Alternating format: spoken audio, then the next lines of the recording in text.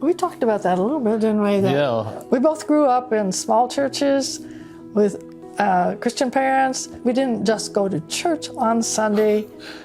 Anytime there was an activity, we just knew we would be there. So it was part of our social life, so to speak, from when we were kids. We went to other people's houses from the church family, and they came to our house. And The church is a family. That's kind of what we were. We were just all together. it was very natural to do things beyond going to church on Sunday. I think we look at that early church and their relationship with each other and what the Bible describes about them. Yeah, they met together to eat and to fellowship and to share together in the remembering the Lord's death and burial and resurrection. But beyond that, when they weren't meeting together, they were together, doing life together. Mm-hmm. Fellowship is more than eating bonbons and drinking coffee. For me, it's been a kind of a tough situation. I pastored for 13 years. And as a pastor, it just was by the nature of what we did, that you should not associate yourself closely with anybody in your church. You should not have them as close friends. Well, I don't know that I agreed with that then.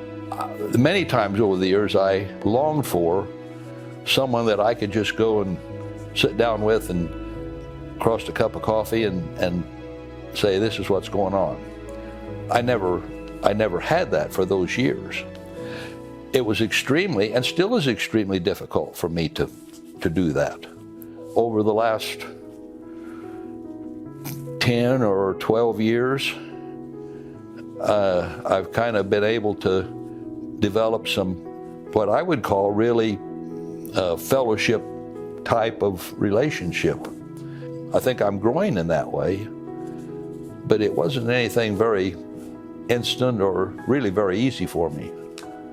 Having small groups has been helpful because you're repeatedly meeting with mostly the same people over a long period of time. In most of the other settings, people come and go a lot, but your small groups are more consistently the same people, where you have a chance to share needs and pray with each other and do things together.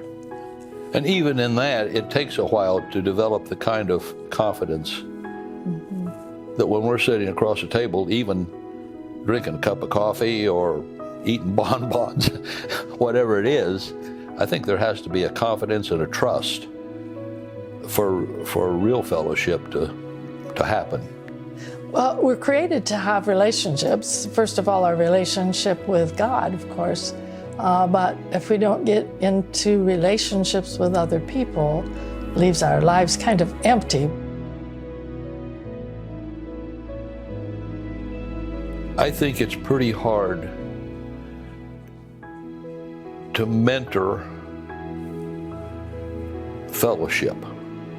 We have mentored different families or couples over the years, spent extensive time with them trying to help them to mature in their walk with the Lord. It has to be done by example rather than saying, me reading off of a paper or saying this is what's a good picture of it, this is what you ought to do, we ought to do. I feel that's the way it is with fellowship. You mentor by doing. We really need each other. We all need encouragement. We all have needs that the other person can help us with, or we can help the other person.